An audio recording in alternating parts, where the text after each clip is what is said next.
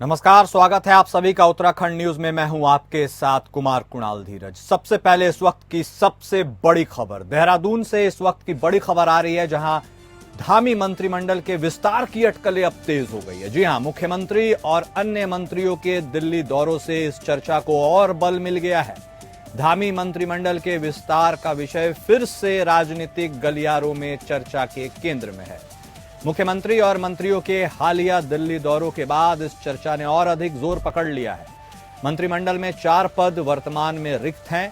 मंत्रिमंडल विस्तार होने पर 4 विधायकों की लॉटरी भी लग सकती है। यह भी कहा जा रहा है कि कुछ मंत्री या उनके विभाग भी बदले जा सकते हैं। चर्चा है कि अक्टूबर में संभावित नगर निकाय चुनाव से पहले मंत्रिमंडल का विस्तार हो सकता है। मुख्यमंत्री धामी ने अपने दूसरे कार्यकाल की जब शपथ ली थी, तब मंत्रिमंडल में 3 पद रिक्त रखे गए थे। राज्य में मुख्यमंत्री समेत 12 सदस्य ही मंत्रिमंडल में शामिल हो सकते हैं। बाद में कैबिनेट मंत्री चंदन राम दास के निधन के कारण मंत्रिमंडल में रिक्त पदों की संख्या 4 हो गई थी। अब सबको देखते हुए अक्सर ही मंत्रिमंडल विस्तार की चर्चा होती रही है। मुख्यमंत्री के दिल्ली दौरों के दौरान इसे लेकर चर्चा ने और जोर पकड़ लिया है।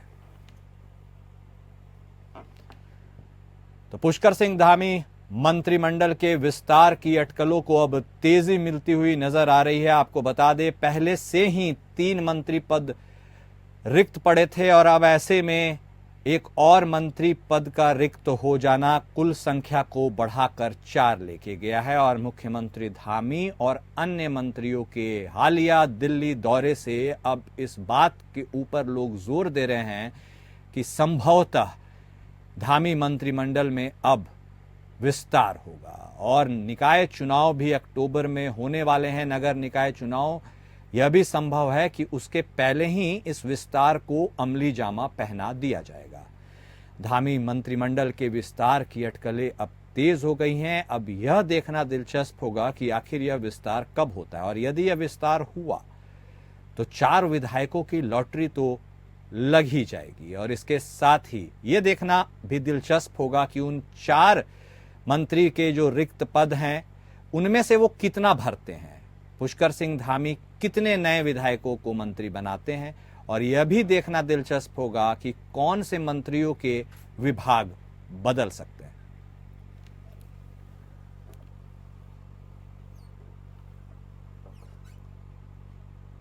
वहीं आभार और संवाद कार्यक्रम प्रतिभाग मुख्यमंत्री पुष्कर सिंह धामी ने संवाद कार्यक्रम में शिरकत की। सैनिक कल्याण हेतु पूर्व सैनिकों ने इस बाबत सीएम का आभार जताया है। हमारे पूर्व सैनिक हिमालय के प्रहरी और पर्यावरण के संरक्षक हैं। मुख्यमंत्री पुष्कर सिंह धामी ने उत्तराखंड पूर्व सैनिक संगठन ने दून सैनिक इंस्टीट्यूट गढ़ी कैंट देहरादून में आयोजित आभार और संवाद कार्यक्रम में हिस्सा लिया। पूर्व सैनिक संगठन के अधिकारियों और सैनिकों के साथ वीरांगनाओं ने मुख्यमंत्री कारगिल विजय दिवस के अवसर पर राज्य में शहीद सैनिकों को मिलने वाली अनुग्रह अनुदान राशि 10 लाख रुपए से बढ़ाकर 50 लाख रुपए किए जाने, शहीद सैनिक के परिवारजनों को सरकारी नौकरी के लिए आवेदन करने की अवधि को 2 साल से बढ़ाकर 5 साल किए जाने और शहीदों के आश्रितों को जिलाधिकारी कार्यालयों में समूह ग और समूह घ के अलावा अन्य विभागों में भी इन पदों पर भी नियुक्ति प्रदान करने के साथ ही सैनिक कल्याण विभाग में कार्यरत संविदा कर्मियों को उपनल कर्मियों की भांति अवकाश प्रदान किए जाने की घोषणा की है।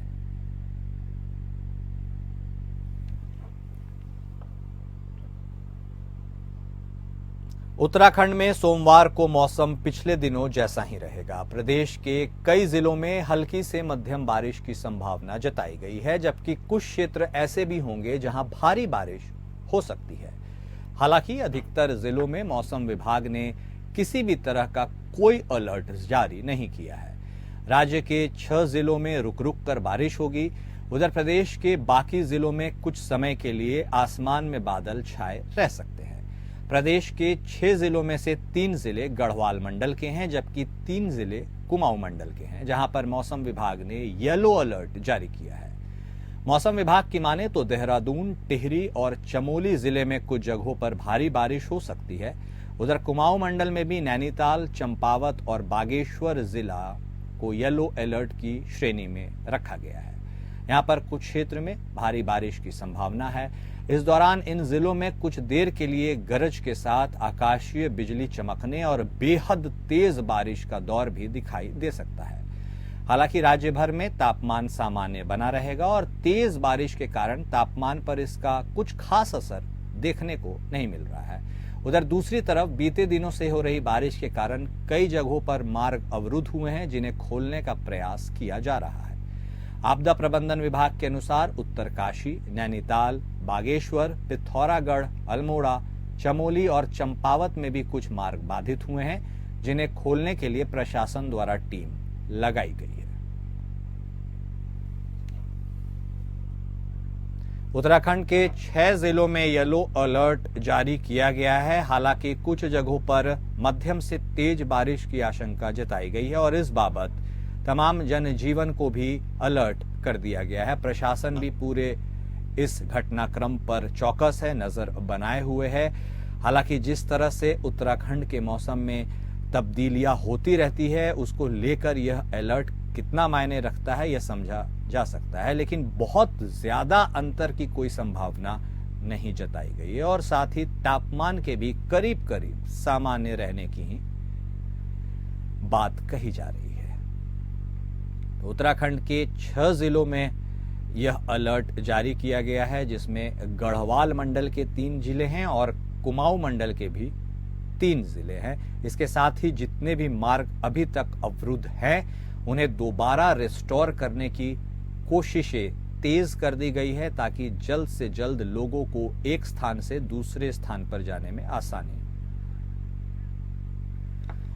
और इस बीच हमारे सहयोगी अनिल जुल गए हैं अल्मोड़ा से, सीधे उनका रुख करेंगे। जी अनिल, जिस तरह से यह येलो अलर्ट जारी किया गया है, उससे आम जनजीवन पर कितना असर पड़ सकता है और प्रशासन इसको लेकर कितना अलर्ट है, पूरा अपडेट आपसे जानना चाहेंगे। जी हाँ, ये क्योंकि जिस तरह येलो अलर्ट जारी किया गया है, उस पे अभी तो मौसम की अगर हम बात करें तो मौसम बिल्कुल सब जगह बादल छाए हुए हैं और रुक रुक के कभी कभी बारिश भी हो रही है, कभी धूप आ रही है, तो इससे जनजीवन अस्त व्यस्त तो हुआ ही है।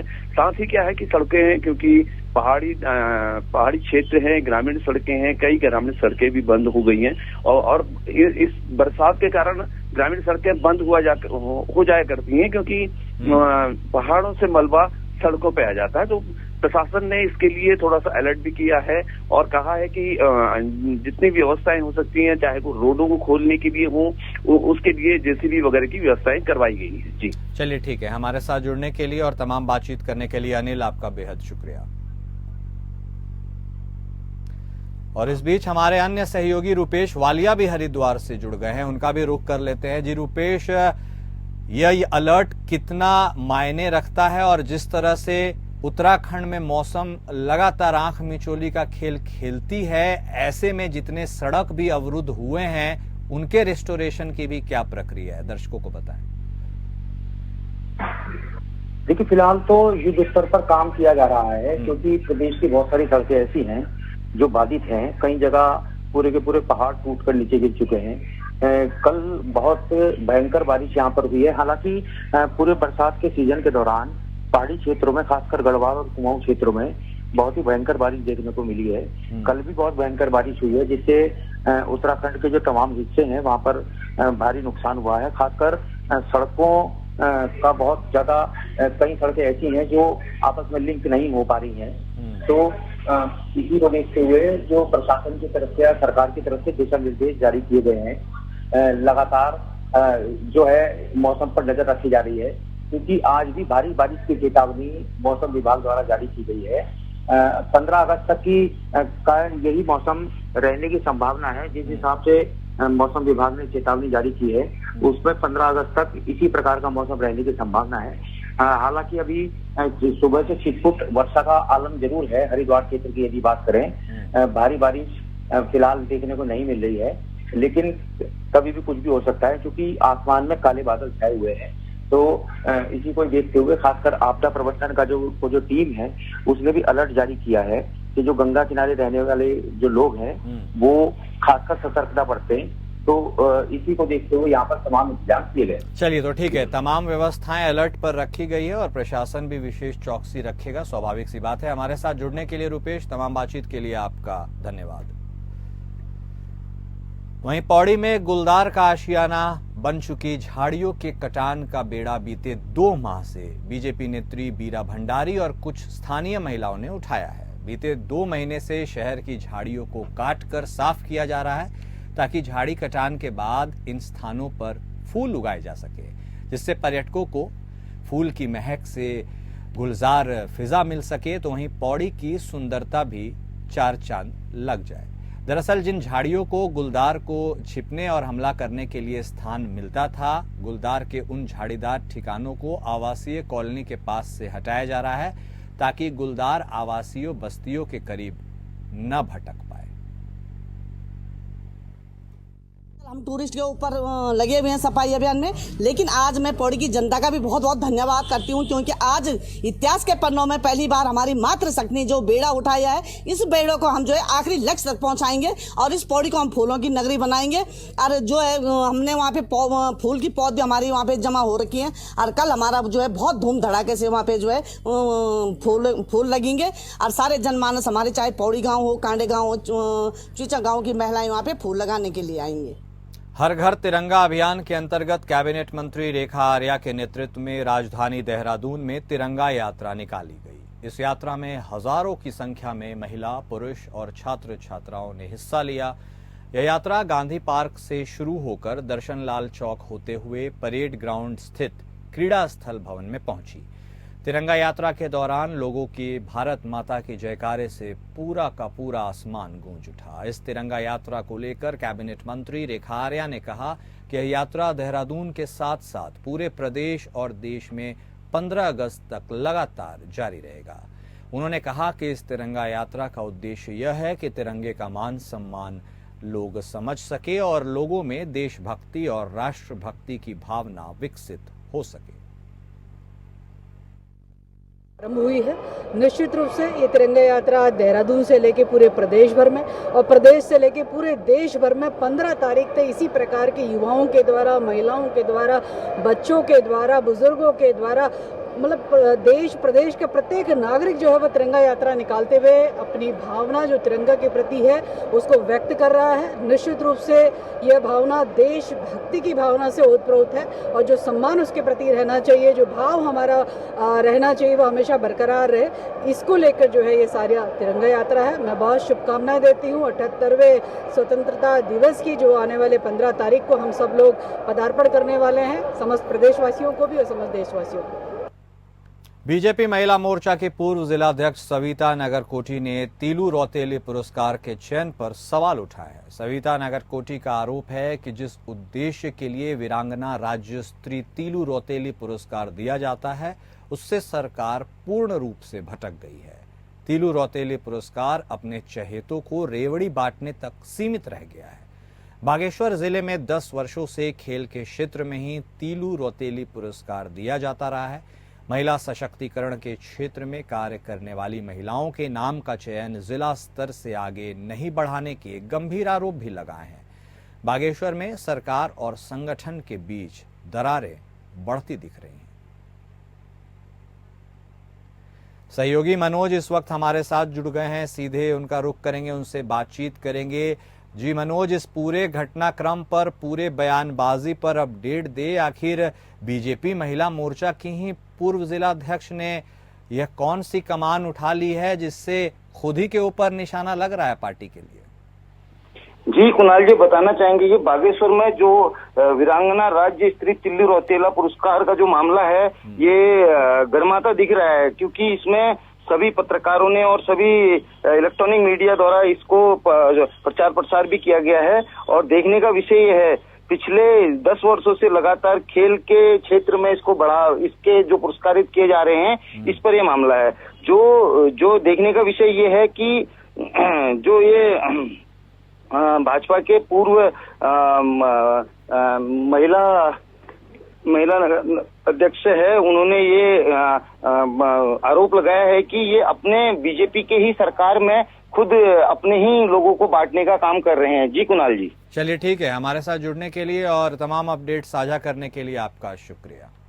आज सावन का चौथा सोमवार है। सावन के सोमवार पर शिवालयों में भक्तों की भीड़ उमड़ पड़ी है। हरिद्वार के कनखल स्थित दक्षेश्वर महादेव मंदिर में भी सुबह से श्रद्धालुओं का तांता लगा हुआ है।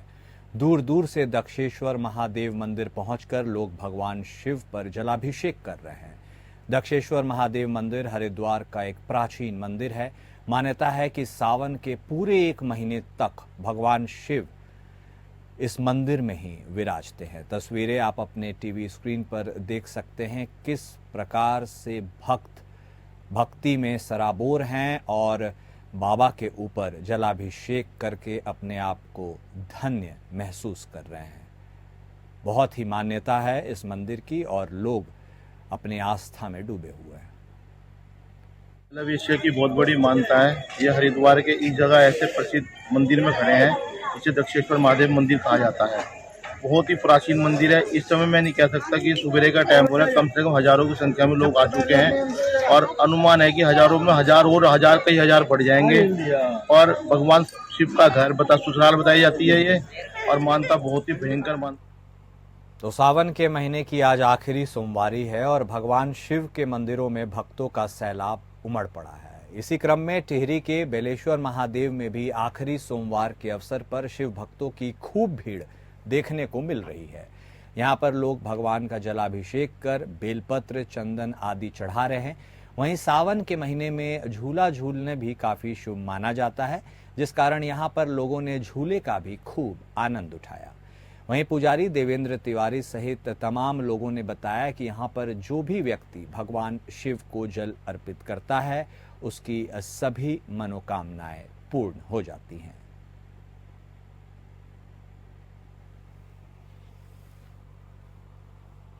वहीं दिल्ली के पूर्व उप मुख्यमंत्री मनीष सिसोदिया की जमानत पर काशीपुर जिलाध्यक्ष सुभाष व्यापारी ने कहा कि सच्चाई की जीत हुई है।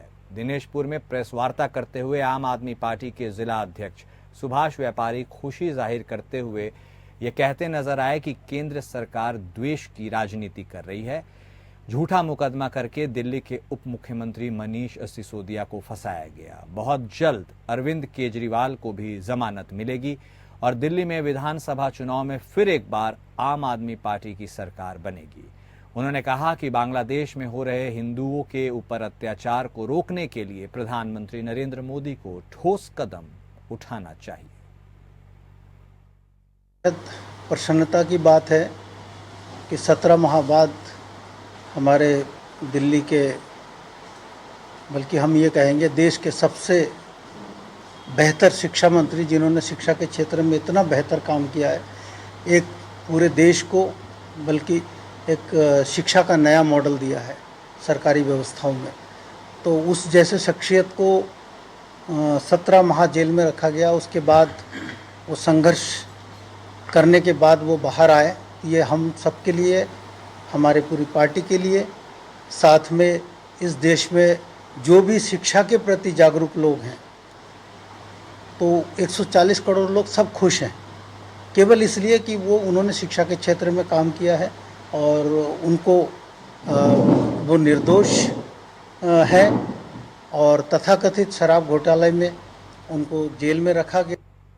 अल्मोड़ा जिले के विकास खंड के मोहान रेंज के कार्यालय के पास जंगली हाथी ने सफारी स्वागत गेट पर बने लेडीज और जेंट्स शौचालय को बीती रात तोड़ डाला। वहीं वन क्षेत्राधिकारी गंगा सरन ने बताया कि स्वागत गेट के पास हाथी ने नुकसान पहुंचाया था। इसके साथ ही उन्होंने कहा कि डीएफओ अल्मोड़ा को मामले की जानकारी दी गई है। उनके द्वारा स्वागत गेट के आसपास सोलर फेंसिंग का कार्य शुरू किया गया है। लगभग एक सप्ताह के अंतर्गत सोलर फेंसिंग का कार्य पूरा हो जाएगा और उसके बाद इस क्षेत्र को वन्य जीव नुकसान नहीं पहुंचा पाएंगे।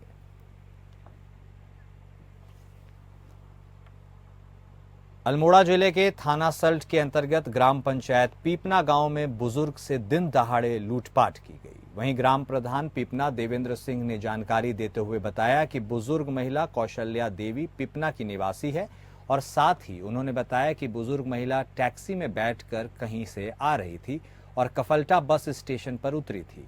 महिला के साथ टैक्सी में आए अज्ञात व्यक्ति ने महिला के कान के कुंडल, मंगलसूत्र को लूट लिया। पीड़ित महिला जब अपने गांव पिपना पहुंची तब ग्रामीणों ने घटना की जानकारी सल्ट पुलिस को दी।